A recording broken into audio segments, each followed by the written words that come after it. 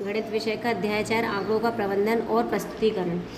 बच्चे जब अपने आसपास की दुनिया में खोजबीन शुरू करते हैं तो वह कई सवाल पूछने लगते हैं। वे इन आंकड़ों को इस्तेमाल करने के तरीके खोजते रहते हैं। आंकड़े एकत्र करना, उन्हें व्यवस्थित करना और उन्हें विश्लेषण करना अपने आसपास की दुनिया को समझने का एक तरीका है। आंकड़े संख्याओं के वे संग्रह होते हैं जो कुछ सूचनाएं देने के लिए एकत्रित किए जाते हैं। हम सूचनाओं के युग में जी रहे हैं। हम निरंतर अपने सम्मुख नई और रोचक विधियों से प्रस्तुत किए गए आंकड़ों को बड़ी मात्रा में देखते हैं। इस अध्याय में हम ऐसी कुछ विधियों को जानेंगे जिनसे आंकड़ों को प्रस्तुत किया जाता है। साथ ही हम यह भी ज्ञात करेंगे कि इनमें से कुछ विधियों का प्रयोग किस प्रकार आंकड़ों को सही रूप में प्रदर्शित करने, उनकी व्याख्या करने तथा उनसे निष्कर्ष निकालने के लिए किया जा सकता है। आइए पता लगाइए। शिक्षक बच्चों से उनके पसंदीदा फल के बारे में पूछकर एक सूची तैयार करते हैं जो निम्नानुसार है। बच्चे का नाम, पसंदीदा फल, बच्चे का नाम, पसंदीदा फूल, बच्चे का नाम, पसंदीदा फल, बच्चे का नाम, पसंदीदा फल। तो बच्चे का नाम और उसके पसंद का फल।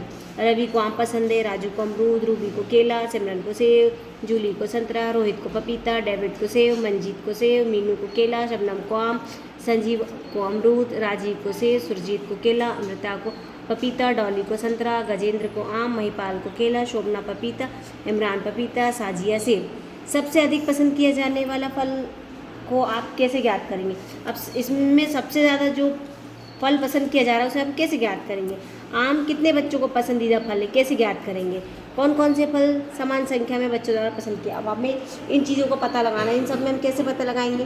तो गणितीय कार्य, दी गई सूचनाओं को सरलतापूर्वक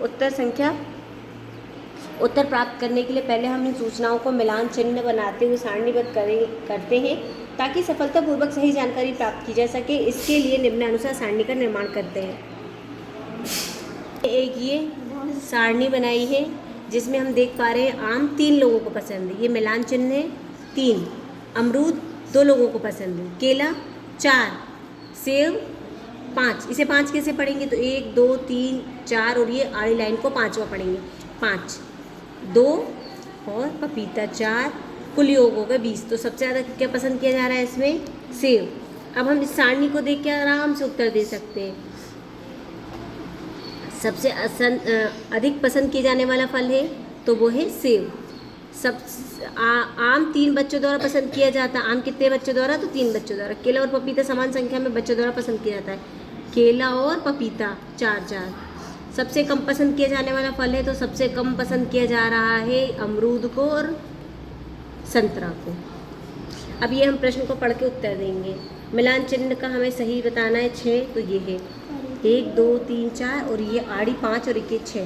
दूसरे प्रश्न में ये जो एक चिन्ह है इमोजी, ये 2 बच्चों को दिखा रहा है तो 5 बच्चों को प्रदर्शित करने के लिए 1 2, ये 2 और ये 2 4 और ये आधा 5। ये यदि ये चिन्ह 10 बच्चे हैं तो ये चिन्ह से प्रदर्शित बच्चों की संख्या 10 20 30 और ये आधा 35, ये 35 बच्चे।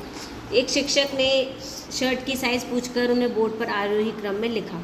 अब विद्यार्थियों की शर्ट की अधिकतम साइज़ क्या है? तो सबसे अधिकतम साइज़ है इसमें 36। विद्यार्थियों के शर्ट को न्यूनतम साइज़ क्या है? तो इसमें न्यूनतम साइज़ है 28। 32 साइज़ के शर्ट पहनने वाले बच्चों की संख्या कितनी है? तो 5 है। एक शिक्षक अपनी कक्षा में उपस्थित बच्चों से उनके पसंदीदा फल का नाम पूछता है और जानकारी मिलान चिन्ह बनाते हुए बारंबार सारणी बनाता है। जैसे केला है तो ये 6 लोगों को पसंद है, आम 12 लोगों को पसंद है, अमरूद 7 लोगों को पसंद है, पपीता 4 लोगों को पसंद है। फल केला और पपीता को विद्यार्थी अमरूद से कम पसंद करते हैं। आम पसंद करने वाले विद्यार्थियों की संख्या है 12। एक चित्रालेख वस्तुओं को चित्र द्वारा प्रदर्शित करता है। मिलान चिन्ह ये जो है ये संख्या 9 को दर्शाता है। एक दंड आलेख में दंड क्षैतिज तथा ऊर्ध्वाधर खींचे जा सकते हैं। आंकड़ों को टैली या मिलान चिन्ह का प्रयोग कर सारणी रूप में व्यवस्थित किया जाता है। एक चित्रालेख में यदि संकेत 15 फूल को निरूपित करता है तो ये जो संकेत है कितने फूलों को प्रदर्शित कर रहा है?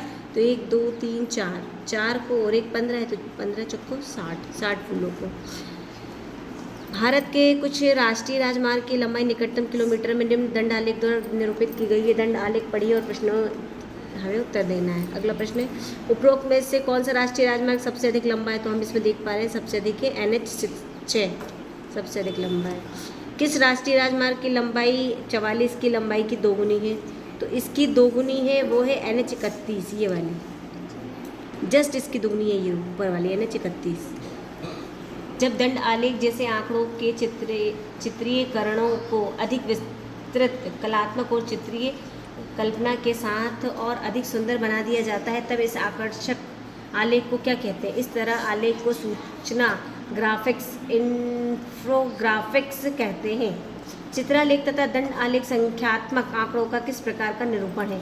यह चित्रीय निरूपण करता है। संख्या 5 को निरूपित करने के लिए सही मिलान चिन्ह का प्रयोग कीजिए। तो संख्या 5 को निरूपित करने के लिए सही मिलान चिन्ह 1, 2, 3, 4 और ये आड़ी वाली 5, इसे बोलते हैं 5। अब हमें ये संख्या दी गई, एक विद्यालय में 25 बच्चों के निम्नानुसार अंक प्राप्त हुए हैं। इन आंकड़ों पर हमें प्रश्न के उत्तर देना है। इन आंकड़ों को हमने आरोही क्रम में सर्वाधिक अंक प्राप्त करने वाले बच्चों की संख्या लिख ली है, आरोही क्रम में लिख ली है। ये 1 से लेकर 10। सर्वाधिक अंक प्राप्त करने वाले बच्चों की संख्या 1। सर्वाधिक अंक किसने प्राप्त किए? 10। और वो कितनी संख्या है? तो 1 है। प्रश्न नंबर अगला 20। 3 व उससे कम अंक प्राप्त करने वाले बच्चों की संख्या लिखी है। तो 3 व उससे कम अंक प्राप्त करने वाली संख्या 1, 2, 3, 4, 5। प्राप्त करने वाले बच्चों की संख्या है 5। अगला प्रश्न है, कितने बच्चों को 7 से अधिक अंक प्राप्त हुए? तो 7 से अधिक कितने बच्चों को प्राप्त हुए हैं? 1, 2, 3, 4। 4 बच्चों को 7 से अधिक अंक प्राप्त हुए हैं। एक विद्यालय की कक्षा 6 से 20 विद्यार्थियों की ऊंचाई सेंटीमीटर में निम्नानुसार 145, 144, 145, 144, 150, 145, 148, 142, 142, 142, 145। ये हमारे आंकड़े हैं।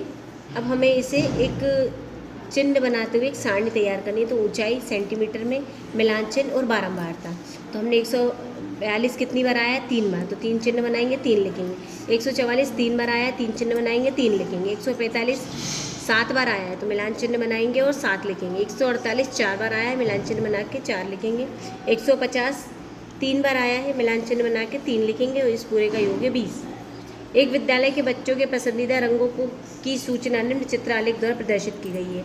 अब हमें ये बताना है कि कितने हैं, इनके उत्तर देना है। ये हमें दिया हुआ है, रंग दिए हैं, बच्चे दिए हैं, और ये 3 बच्चे हैं। लाल रंग पसंद करने वाले बच्चों की संख्या है, तो लाल रंग पसंद करने वाले बच्चों की संख्या है 15। कैसे? 1, 2, 3, 4, 5। 5 का गुणा 3 में करेंगे, 1 3 है, 15 हो गए। सबसे अधिक पसंद किया जाने वाला रंग कौन सा है? तो सबसे अधिक पसंद किया जाने वाला रंग है इसमें गुलाबी। अधिक पसंद किया जाने वाला रंग कौन सा है? तो गुलाबी। बच्चे कौन सा रंग नीले रंग की तुलना में 3 गुना संख्या में पसंद करते हैं? तो वो है नीले रंग की तुलना में। तो नीला रंग कितना था? 6, तो 6 3 18, 3 गुना ये कौन सा रंग? हरा रंग। नीले रंग की तुलना में हरा रंग 3 गुना बच्चे पसंद कर रहे हैं। अगला प्रश्न है, सबसे कम पसंद किया जाने वाला रंग कौन सा है? तो सबसे कम पसंद किया जाने वाला रंग है इसमें नीला, जो 6 बच्चे पसंद कर रहे हैं। कौन कौन से रंग समान संख्या में बच्चे पसंद करते हैं? तो लाल व पीला। लाल और पीला को 15-15 बच्चे पसंद कर रहे हैं। गुलाबी रंग पसंद करने वाले बच्चों की संख्या कितनी है? तो गुलाबी रंग पसंद करने वाले बच्चों की संख्या है 21। अगला प्रश्न है, बच्चे अपने 5 मित्रों पड़ोसियों से उनके परिवार के सदस्यों की संख्या पूछिए और उन आंकड़ों को सहायता से मिलान चिन्ह बनाते हुए सारणी बनाएंगे। हम परिवार के सदस्यों की संख्या लिखेंगे 3, 4, 5, 6, 7 और मिलान चिन्ह द्वारा परिवार के सदस्यों की संख्या है 3। तो इन 3 सदस्यों की उम्र है 3, 4 की 4, 5 की 5, 6 की 6 और 7 की 7। तो ये सदस्यों की संख्या थी और ये उनका मिलान चिन्ह था।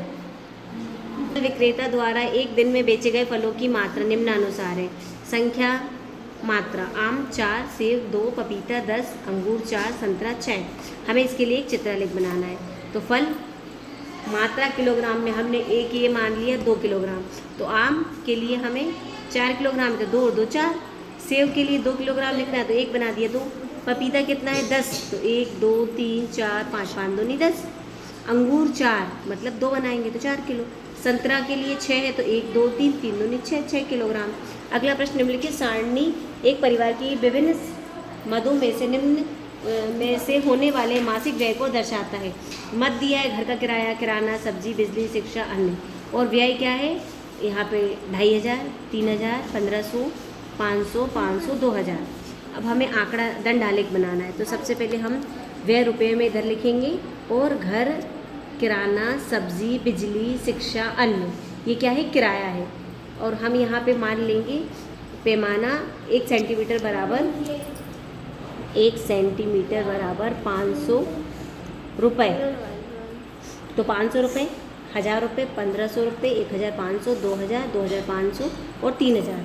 तो घर का जो किराया है वो है 2500, किराना का 3000, सब्जी का 1500, 1500, बिजली का 500, शिक्षा का 500 और अन्य का 2000। इस प्रकार से हमने ये दंडालेख तैयार किया। शिक्षक ने वर्ष 2024 में दिवाली के अवसर पर 5 बड़े शहरों में बेचे गए मोटरसाइकिलों स्कूटरों की संख्या के आंकड़े संग्रहित किए। भोपाल, इंदौर, जबलपुर, ग्वालियर, उज्जैन में मोटरसाइकिलों की संख्या है यहाँ पे 2500, 3000, 2000, 1500, 2000। अब हमें यहाँ पे एक दंडालेख बनाना है, वो सही है या नहीं। तो सबसे पहले हमें पैमाना लिखना है। पहला प्रश्न है पैमाना लिखिए। तो हम पैमाना लिखेंगे कि हम 1 सेंटीमीटर बराबर 500 मोटरसाइकिल या स्कूटर मान रहे हैं। दूसरा प्रश्न है पैमाने के आधार पर ऊर्ध्वाधर रेखा पर सही संख्या अंकित कीजिए। अब हमें सही संख्या अंकित करना था, तो ये पैमाने पे हमने यहाँ मान लिया 0, फिर यहाँ 500, 1 सेंटीमीटर बराबर 500 मोटरसाइकिल या स्कूटर, ये 500, फिर 1000, 1500, 2000, 2500, 3000 और 3500। अगला प्रश्न है उज्जैन शहर में बेचे गए मोटरसाइकिल स्कूटरों के लिए दंडालेख को पूरा कीजिए। अब उज्जैन शहर के लिए हमें दंडालेख दिया नहीं था, तो हमने देखा है उज्जैन में 2000 है, तो ये 2000 तक हमने ये दंडालेख बना दिया। अगला प्रश्न है क्या इंदौर के लिए खींचा गया दंडालेख सही है? यदि नहीं तो सही दंडालेख खींचिए। इंदौर के लिए दंडालेख हमें दिया था 2500 तक, लेकिन हमें इसमें दिया है 3000 तक दिया ये, तो ये गलत था। तो हम ये इसे 3000 तक यहाँ तक खींचेंगे, यहाँ तक है ना, ये ऊपर वाला नहीं है। तो यहाँ से ये नीचे तक हमने इसे सही कर दिया।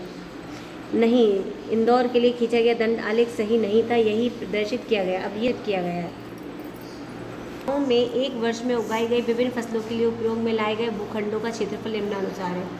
हमें भूखंड दिया है और गेहूँ 400 हेक्टेयर में, गेहूँ चना 200 हेक्टेयर में, सोयाबीन 350 हेक्टेयर में, मूंगफली 250 हेक्टेयर में, मटर 150 हेक्टेयर में। अब हमें इसके लिए क्या करना है, 100 हेक्टेयर को एक उपयुक्त संकेत द्वारा चित्रालेख बनाना है। तो हमने संकेत मान लिया, ये मान लिया, इसे मान लिया हमने बराबर 100 हेक्टेयर। तो हमने फसल के लिए गेहूँ चना सोयाबीन मूंगफली मटर लिख लिया। भूखंड क्या है, एक चित्र बराबर 100 हेक्टेयर। तो ये गेहूँ थी वो 4 हेक्टेयर, तो 4 बार बना दिया। चना 2 हेक्टेयर 2 बार बना दिया। सोयाबीन 350 हेक्टेयर, तो 3 पूरा और 1 आधा, 350। मूंगफली 250 हेक्टेयर, तो 2 पूरा 1 आधा, 250 हो गया। मटर 150, तो 1 पूरा 1 आधा। एक पासे को 40 बार उछाला जाता है। प्राप्त संख्या में से एक बारंबार सारणी बनाइए। सारणी की सहायता से दंडालेख भी बनाइए। हम एक पासे को उछाल रहे हैं, तो उछालेंगे तो कभी 1 आएगा, कभी 3 आएगा, कभी कुछ भी आ सकता है। तो हमने एक ये संख्या लिख ली जो उछालने पे बार बार आ रही थी। ये पूरी संख्या कितनी है, लगभग 40। इसके लिए हमें एक दंडालेख बनाना है। तो दंडालेख के लिए हमने बारंबार तक कितनी बार आया वो इधर लिखेंगे, और जो पासों की संख्या है वो यहाँ पे लिखेंगे। तो हमने यहाँ पे ले लिया 0, 2, 4, 6, 8, 10, 12, और यहाँ पे हमने पासों की संख्या ले ली 1, 2, 3, 4, 5, 6, पासे की संख्या,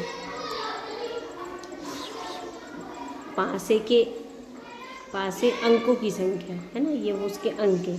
तो 1 यहाँ इसमें कितनी बार आया है, तो 1 आया है 7 बार, तो हमने ये दंडालेख बना दिया। 2 आया है 6 बार, तो हमने दंडालेख बना दिया। 3 आया है 5 बार, तो हमने ये दंडालेख बना दिया। 4 आया है 4 बार, तो ये दंडालेख बना दिया। 5 आया है 11 बार, तो ये दंडालेख बना दिया। 6 आया है 7 बार, तो ये दंडालेख बना दिया। इस प्रकार से ये दंडालेख बन गया।